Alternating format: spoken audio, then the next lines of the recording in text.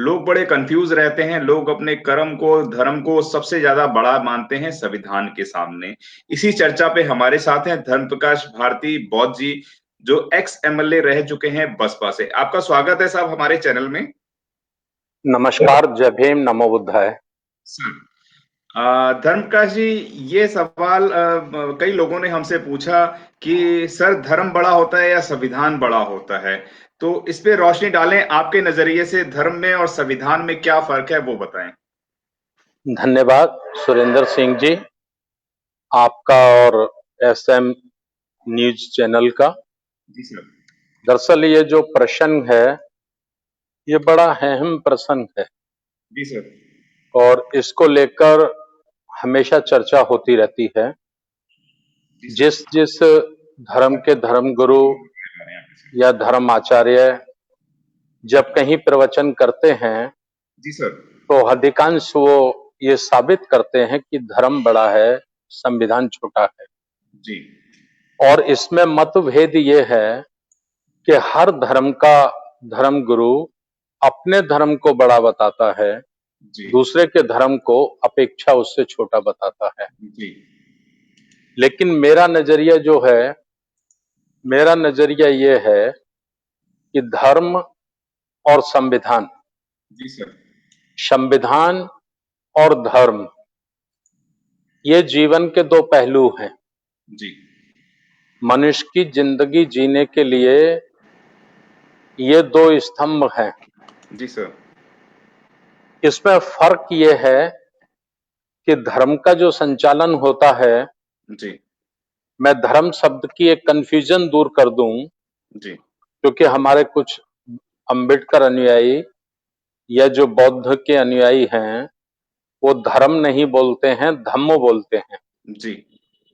तो अभी मैं धर्म बोलता रहूंगा तो वो बड़े कंफ्यूजन में रहेंगे, जी। इसलिए वो कंफ्यूजन में नहीं रहें, जी। इसलिए मैं यहाँ एक स्पष्टीकरण देना चाहता हूँ, एक 2 सेकंड का। जी। स्पष्टीकरण ये है कि धर्म जो हम कहते हैं ये हिंदी में कहते हैं, जी सर। और धम्म जो कहते हैं ये हम पाली में कहते हैं। जी सर। पाली भाषा का अगर हम इस्तेमाल करते हैं तो धम्म शब्द का इस्तेमाल किया जाएगा, जी सर। और हिंदी धर्म का इस्तेमाल करते हैं तो धर्म कहा जाएगा। जी सर। इसलिए धर्म और धम्म में इतना ही अंतर है। जी। तो धम्म के लोग और धर्म के लोग इसको एक ही माने और एक ही समझें। जी। ये मैंने आपके चैनल के माध्यम से स्पष्टीकरण दिया है, जिससे लोग कंफ्यूज ना ना हो। रहें। जी। धर्म मनुष्य के लिए जो चलता है वो आस्था और श्रद्धा से चलता है। जी सर। आस्था है मेरी, इसलिए मैं मानता हूं। जी। मेरी श्रद्धा है, मैं इसलिए इसको मानता हूं। जी। और संविधान जो चलता है, मनुष्य के लिए संविधान नियमों से चलता है, जी। उसके उपनियमों से चलता है, जी सर। संविधान की धाराओं से चलता है। एक तरह से हम कह सकते हैं कि और कायदे कानून से चलता है। जी। दोनों में फर्क क्या है? धर्म स्वयं में अनुशासन प्रणाली होता है। जी सर। मतलब जो धर्म का अनुसरण करते हैं, धर्म का अनुसरण करने वाले लोग, धम्म का अनुसरण करने वाले लोग स्वयं में अनुशासित होते हैं। जी सर। स्वयं में अनुशासन ही धम्म होता है, स्वयं में अनुशासन ही धर्म होता है। जी सर। संविधान में स्वयं कानून के द्वारा पालन कराया जाता है। जी सर। यदि मनुष्य स्वयं से भी नहीं पालन करना चाहता, जी। यदि पालन नहीं करता है, तो जी। उसके लिए कानून का प्रावधान है। जी। कानून के द्वारा नियमों का प्रावधान है, और जी। नियमों के द्वारा नियमों का अनुपालन न करने पर, कानून का अनुपालन न करने पर दंड का प्रावधान है। जी। दंड का प्रावधान होता है, जितना बड़ा नियम तोड़ता है, जितना बड़ा जी। अपराध करता है, उसके जी। ऊपर वही धारा लगती है। वही धारा लगती है और उसी धारा के अंतर्गत जो निर्धारित की गई सजाएं हैं वो जी सजाएं सर। उनको मिलती हैं। जैसे जी उदाहरण में एक बता दूं मैं कि यदि कोई व्यक्ति किसी के पेट में छुरा भोंक देता है जी सर। और उसके छुरा भोंकने से उसकी मृत्यु हो जाती है जी सर। तो धारा 302 लगती है जी और धारा 302 के अंतर्गत उसको सजाए मौत भी हो सकती है, जी सर। सजाए आजीवन होना तो निश्चित ही है जी और किसी विषम परिस्थितियों में ऐसा हुआ है, ऐसा करने की उसकी मंशा नहीं थी, जी तो सजाए 20 वर्ष और 10 वर्ष का प्रावधान होता है। ये रहेगा जी। ये रहेगा ही रहेगा। ये संविधान का दायरा है, जी ये संविधान का आदेश है और ये संविधान का नियम और कायदा कानून है। भी है जी। धर्म में क्या होता है, धर्म में अगर किसी से हत्या हो जाती है या हत्या कर दी जाती है और वो अपने आचार्य के पास जाता है जी या अपने गुरु के पास जाता है जी और वो अपने गुरु को आचार्य को कहता है कि मैंने फला की हत्या कर दी है, जी तो उसका गुरु उसको आदेश देता है कि अब तुम इसका प्रायश्चित करो, जी इसका प्रायश्चित करो और प्रायश्चित करने से ही आपको भगवान ईश्वर अल्लाह ताला खुदा माफ कर मिले। सकते हैं। जी माफ कर सकते हैं, माफ कर देंगे ये गारंटी नहीं है, अच्छा। लेकिन कर सकते हैं। कर सकते हैं। लेकिन संविधान में ये नहीं है। जी संविधान में यदि आपने अपराध किया है तो उस अपराध की सजा मिलना आपके लिए निश्चित रूप से आवश्यक है और आपको सजा मिलेगी ही।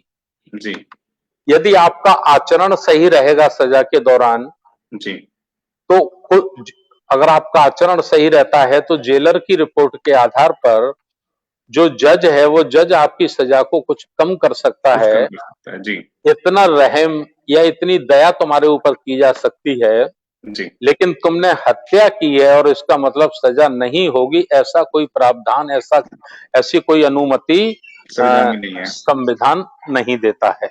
जी ये है अपराधों के लिए। जी और दूसरा है संविधान राजा के लिए एक गाइडलाइन होती है, जी एक सर। मार्गदर्शिका होती है। जी यानी अभी हम दुनिया में लोकतंत्र में जी रहे हैं, जी दुनिया के सारे लोग लोकतंत्र में जी रहे हैं।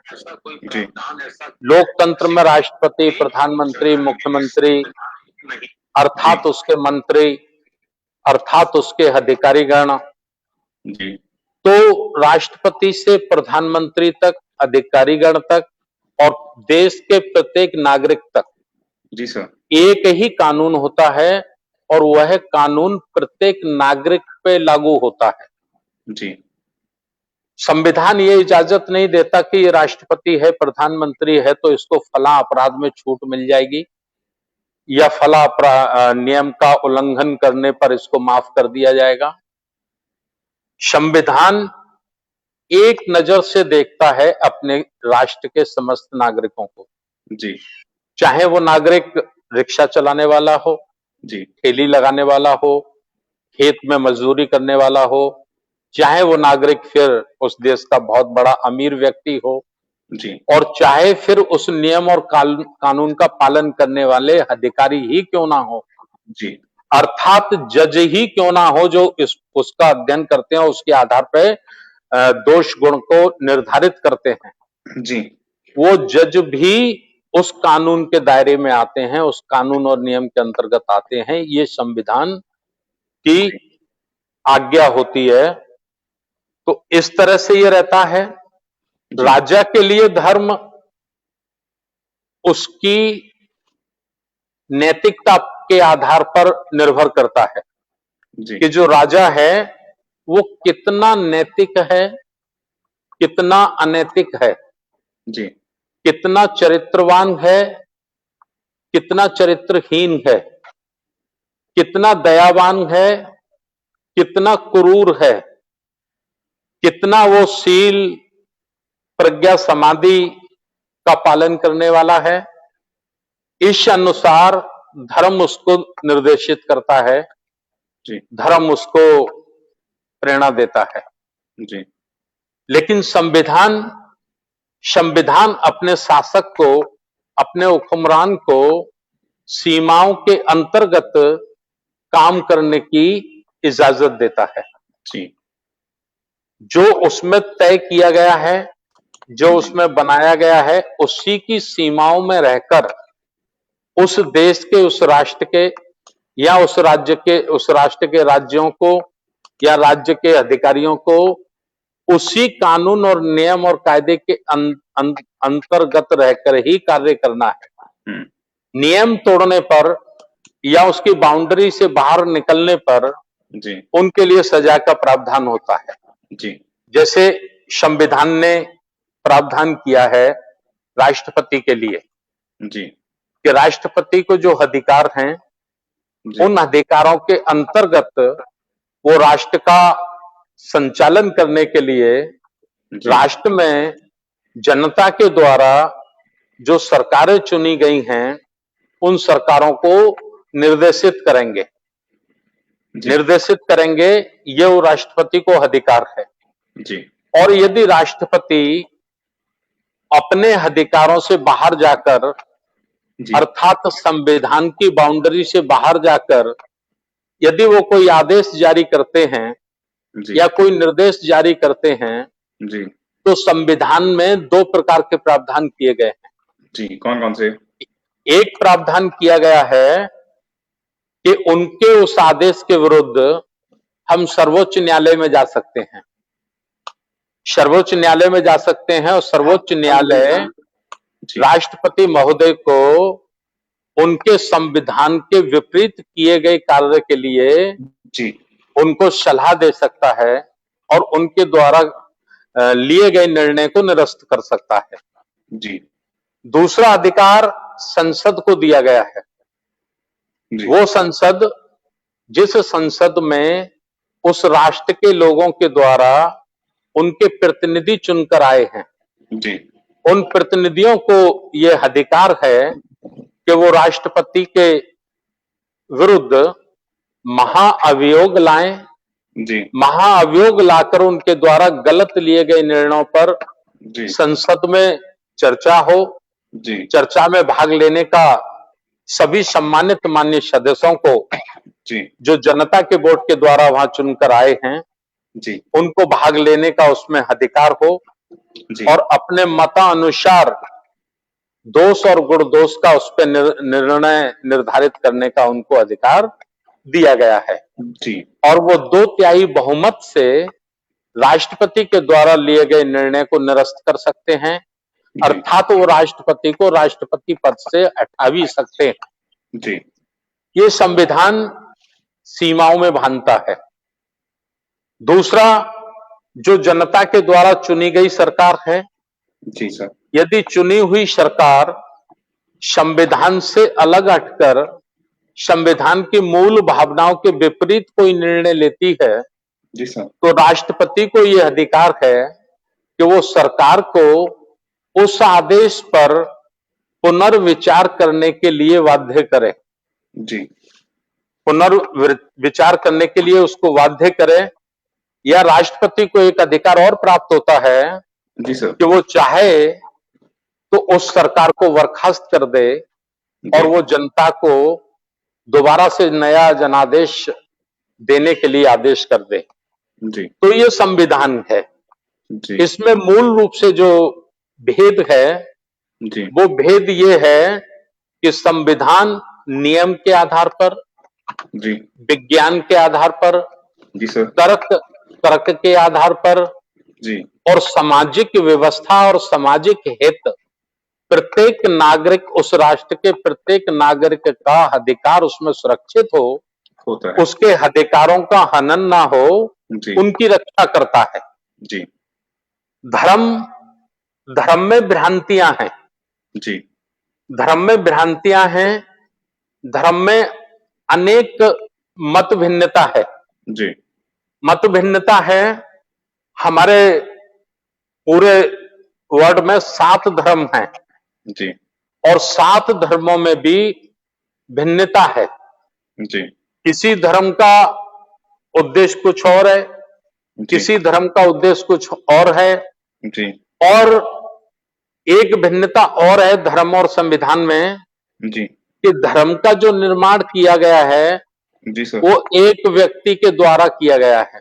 जी एक व्यक्ति या एक कोई अ, धर्म के आधार पे कहा जाता है कि ईश्वरीय शक्ति, कोई ईश्वरीय शक्ति है, उसने ऐसा किया है जी और सारे मनुष्य उसको मानने के लिए बाध्य हैं।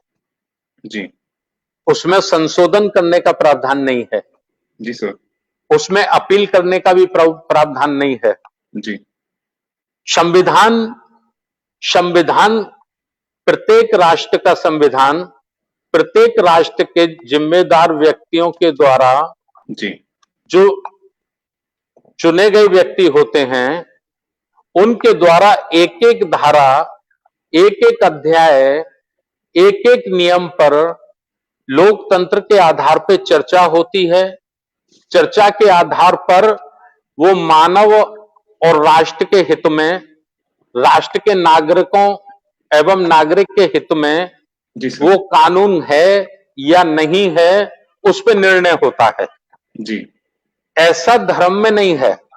जी धर्म में किसी भी ईश्वर ने या किसी भी भगवान ने या किसी भी खुदा ने जो व्यवस्था एक बार दे दी है, जी सर। उसी व्यवस्था को मानने के लिए उस धर्म के अनुयायी, उस धर्म के फॉलोवर बाध्य होते हैं।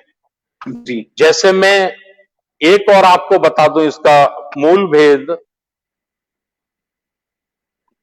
पूरी दुनिया में 4 बड़े धर्मों की चर्चा होती है। जी ईसाईयम, क्रिश्चियन जिसे हम कहते हैं, जी या इस्लाम धर्म जी हम जिसे कहते हैं, या बौद्ध धर्म या बौद्ध धम्म, या फिर भारत में हिंदू धर्म। जी सर। ये 4 धर्म ऐसे हैं जो अपना जनाधार रखते हैं। जी इन 4 धर्मों को मानने वाले लोग पूरी दुनिया में 4 धर्मों के अनुयायी हैं। जी और भी धर्मों के हैं लेकिन उनकी संख्या कम है, जैसे जैन हैं, पारसी हैं, लेकिन इनकी संख्या ज्यादा है। जी मैं भेद जो बताना चाह रहा हूं, जी मैं आपको भेद बताना चाह रहा हूं कि समस्त राष्ट्रों में, समस्त दुनिया के सभी देशों में, जी जैसे क्रिश्चियन देश हैं जी तो उनका धर्म ग्रंथ है बाइबल। जी जैसे इस्लाम देश हैं, जी उनका धर्म ग्रंथ है कुरान। जैसे बौद्ध देश हैं, जी उनका धर्म ग्रंथ है धम्मपद। जी और जो हिंदू धर्म है उसका जी धर्म ग्रंथ है गीता। रामायण भी है, जी वेद भी हैं, 14 उपनिषद भी हैं, लेकिन गीता को हम लोग बड़ा मानते हैं। अब इस सब में एक बड़ी भिन्नता आती है, जी और वो भिन्नता आती है कि हम हिंदू धर्म की आइडियोलॉजी पे बात करते हैं जी सर। तो हम गीता को आधार मानते हैं, जी सर। और गीता को हम आधार मानते हैं तो भगवान श्री कृष्ण को हम मानते हैं। जी भगवान श्री कृष्ण ने गीता में कहा है कि दुनिया में जो कुछ भी होता है, जी दुनिया में जो घटता है वो मेरी मर्जी से होता है। जी मेरी मर्जी के बगैर पत्ता भी नहीं हिल सकता। जी यानी कण कण में भगवान है। जी ठीक है। जी सर। ठीक इसी विचार का समर्थन करता है बाइबल। जी बाइबल भी सेम 100% इसी विचार का समर्थन करती है।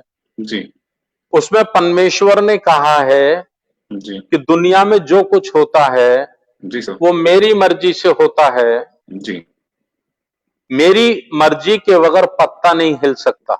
जी ठीक इसी का समर्थन करता है इस्लाम धर्म। जी इस्लाम धर्म में कुरान कहता है कि अल्लाह ताला और खुदा की मर्जी के बगैर जी कुछ नहीं होता है। जी पत्ता भी जो हिलता है वो खुदा की मर्जी से हिलता है। जी अब मतभेद ये है कि इस्लाम को मानने वाले देश या बाइबल को मानने वाले देश या गीता को मानने वाले लोग, जी जब उनका समर्थक या उनका अनुयायी, एक अनुयायी दूसरे अनुयायी के पेट में चाकू मार देता है जी और उसकी मृत्यु हो जाती है सामने वाले की, जी सर। तो ये नियम लागू नहीं होता। अच्छा, फिर परमेश्वर और भगवान अल्लाह नहीं आते, नहीं, फिर संविधान आता है, फिर संविधान याद आता है। फिर संविधान आता है और जी संविधान अपराध के आधार पर उसकी सजा का निर्धारण करता है। करता है, निर्धारण और निवारण। निर्धारण और निवारण उसका जी किया जाता है। जी नहीं तो अगर मुसलमान ने मुसलमान में छुरी मार दी जी और मुसलमान मर गया, जी तो मारने वाले का कसूर नहीं माना जाना चाहिए, क्योंकि वो खुदा की मर्जी के बगैर हो ही नहीं सकता था। जी ऐसा मुसलमान इस्लाम धर्म की आस्था कहती है।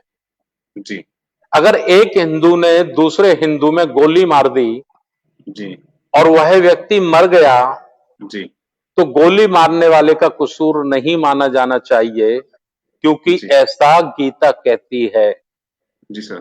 कि भगवान की मर्जी के बगैर पत्ता तभी नहीं हिल सकता, तो टाइगर कैसे चल गया, गोली कैसे चल गई। ठीक बात। इसी प्रकार से अगर एक ईसाई ने जी एक ईसाई में तलवार मार दी, उसकी हत्या कर दी, जी तो हत्या करने वाले को अपराधी नहीं माना जाना चाहिए, जी क्योंकि बाइबल, परमेश्वर ऐसा कहते हैं कि उनकी मर्जी के बगैर कुछ नहीं हो सकता। जी लेकिन संविधान, किसी भी देश का संविधान, जी अमेरिका का संविधान, ब्रिटेन का संविधान, अफगानिस्तान का संविधान, जहां जी मुस्लिम कंट्री हैं, जहां इस्लाम को मानने वाले लोग रहते हैं, जी सर। वहां भी किसी की हत्या करने वाले हत्यारे को सजा दी जाती है उस देश के कानून कायदे के मुताबिक। जी सर। इसी तरह इंग्लैंड, अमेरिका में भी उसको सजा दी जाती है। इसी तरह से भारत में भी संविधान के अनुसार उसको सजा दी जाती है। जी और बहुत बड़ा उदाहरण भारत में है जी सर। आशाराम बापू। आशाराम बापू, जिनको आज तक जमानत नहीं मिली है, जी उनके अनुयायी ऐसा कहते थे जी कि आशाराम बापू की सीधी भगवान से बात होती है, जी वो भगवान के सीधे प्रतिनिधि हैं। जी सर। लेकिन जब उन्होंने अपराध किया, जी जब उन्होंने एक नाबालिग बेटी से, एक नाबालिग बच्ची के साथ दुराचार किया, जी सर। तो वहां फिर उनको कोई ईश्वर, कोई भगवान बचाने के लिए नहीं आया। नहीं आया। आज भी संविधान के दायरे में रहकर उनको जो सजा एक साधारण नागरिक को मिलनी चाहिए थी, वही वो नहीं। सजा आशाराम बापू को भी मिल रही है। जी इसलिए मेरा कहना है जी कि सर। संविधान और धर्म, जी ये दोनों अलग अलग हैं। जी और जैसे मैंने आपसे निवेदन किया जी सर। कि धर्म की जो स्थापना की गई है, जी वो व्यक्ति या व्यक्तियों के द्वारा की गई है। जी वो समस्त जनमानस को या समस्त नागरिकों की राय के अनुरूप नहीं की गई है। जी जैसे हमारे भारत में एक धर्म का एक ग्रंथ है जिसको मनुस्मृति कहा जाता है। जी 26 जनवरी 1950 से वो निष्प्रभावी हो गया है, जी खत्म हो गया है कानूनन। जी सामाजिक तौर पे उसको कुछ लोग अभी भी संचालित करते हैं, चलाते हैं, जी लेकिन कानूनन वो खत्म हो गया है। मैं मनुस्मृति की चंद लाइनें आप लोगों के बीच में बता देना चाहता हूं कि मनुस्मृति का जिसने निर्माण किया, जी महाराज मनु ने, उसमें धर्म का आधार लिया गया, जी उसको धर्म कहा गया जी और उसको कहा गया कि ये ईश्वर की वाणी है, जी ये किसी मनुष्य की वाणी नहीं है, जी ये किसी मनुष्य के द्वारा बनाए गए नियम, कायदे, कानून नहीं है।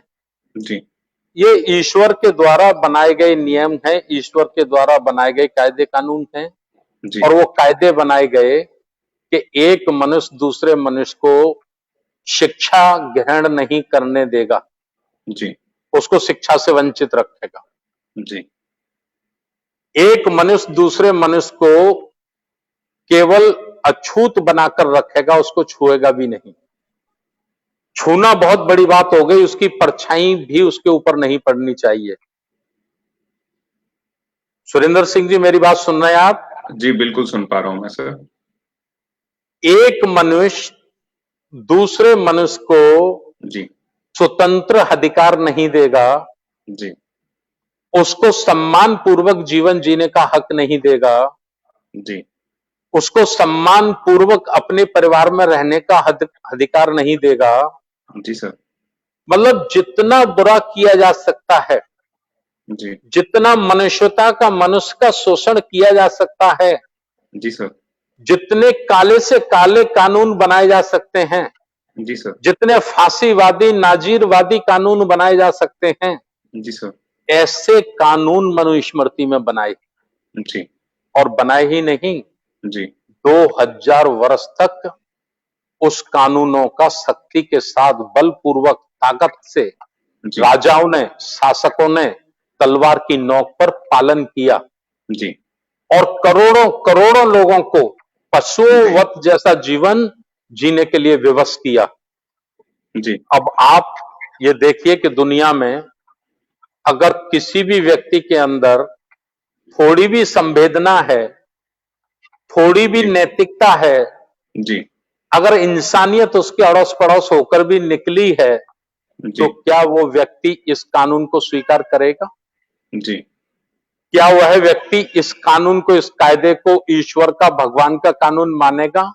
जी मेरा ऐसा मानना है कि जितने धर्म बने हैं पूरी दुनिया में, वो धर्म केवल केवल इंसानों ने बनाए हैं, जी और अपनी पूजा कराने के लिए, जी अपनी अपनी महत्वाकांक्षाओं को पूरा करने के लिए जी सर। ये नियम बनाए गए हैं, जिसको पालन कराने के लिए धर्म का आधार दिया गया है। जी दुनिया में एक धर्म है जिसको कहते हैं बुद्ध धर्म। जी बुद्ध धर्म के निर्माणकर्ता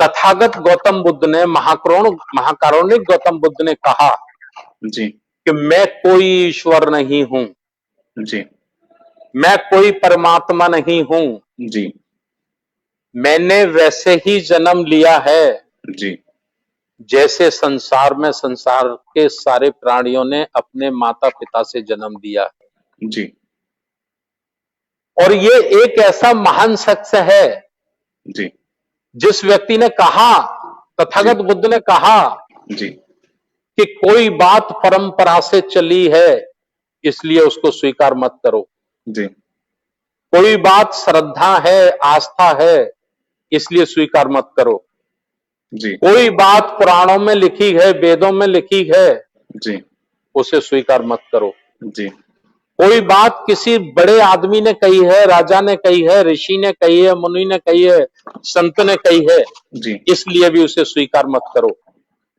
और यह ये कहकर ही नहीं रुके वो, जी इससे आगे उन्होंने कहा कि किसी भी बात को इस कारण भी स्वीकार मत करना कि जी वह बात मैंने कही है, जी सिद्धार्थ गौतम बुद्ध ने कही है। जी उन्होंने कहा किसी भी बात को स्वीकार करने से पहले जी उसको मस्तिष्क की कसौटी पर तौलो, जी उसका परीक्षण करो, निरीक्षण करो, जी और वो मानवता के हित के लिए कारगर जी होती है, जी एक मनुष्य और मनुष्य के विकास और उसके सुख के लिए कायम होती है, जी तो ही उसको स्वीकार करो, जी अन्यथा उसको स्वीकार मत करो। जी बुद्ध के 24,000 उपदेश हैं। जी 24,000 उपदेशों की हम चर्चा करेंगे तो 100 जीवन निकल जाएंगे, जी लेकिन मैं एक बात कहकर आपसे इजाजत लूंगा। जी बुद्ध के एक अनुयायी ने पूछा जी कि तथागत, धर्म क्या है? जी बुद्ध ने कहा जी पुण्य कर्म करना जी धर्म है। जी उन्होंने दूसरा प्रश्न पूछा है तथागत अधर्म क्या है? जी बुद्ध ने कहा पाप कर्म करना अधर्म है। जी दो शब्दों में खत्म कर दिया। जी अनुयायी ने पूछा कि तथागत उपमा करके समझाएं जरा। जी तो बुद्ध ने कहा मन, कर्म और वाणी जी यही धर्म है। जी एक व्यक्ति पर कभी धर्म लागू नहीं होता, जी और एक से यदि दो व्यक्ति इकट्ठा होते हैं, दो व्यक्ति साथ रहते हैं, जी तो धर्म लागू होता है। जी बुद्ध ने कहा मन, कर्म और वाणी। जी मन में भूले से भी, जी अपने शत्रु के लिए भी कभी ऐसा ख्याल ना आए जी जिससे कष्ट होता हो, दुख जी होता हो। मन जी को इतना निर्मल करो। जी कर्म, ऐसा कर्म करो अपने शरीर से जी जिस कर्म से दूसरे को कष्ट ना हो, जी यही धर्म है। जी वाणी, जी बुद्ध ने कहा कि तलवार की चोट, तलवार का घाव जी भर सकता है, जी वाणी का घाव, वाणी की चोट नहीं भरती। नहीं भर सकते। इसलिए वाणी को इतना संयम, इतनी करुणामयी बनाओ। जी एक शब्द बोलने से पहले 100 बार उसका मनन करो। बिल्कुल। बहुत सारे आज लाखों की तादाद में आपको देख रहे हैं लोग, और एक करमवीर चौधरी जी हैं, वो आपसे एक सवाल करना चाह रहे हैं। वो ये आपसे जानना चाह रहे हैं, जो लोग थोड़ा सा पढ़ लिख गए हैं उनको धर्म के जंजाल से कैसे निकाला जाए। जिस दिन उनको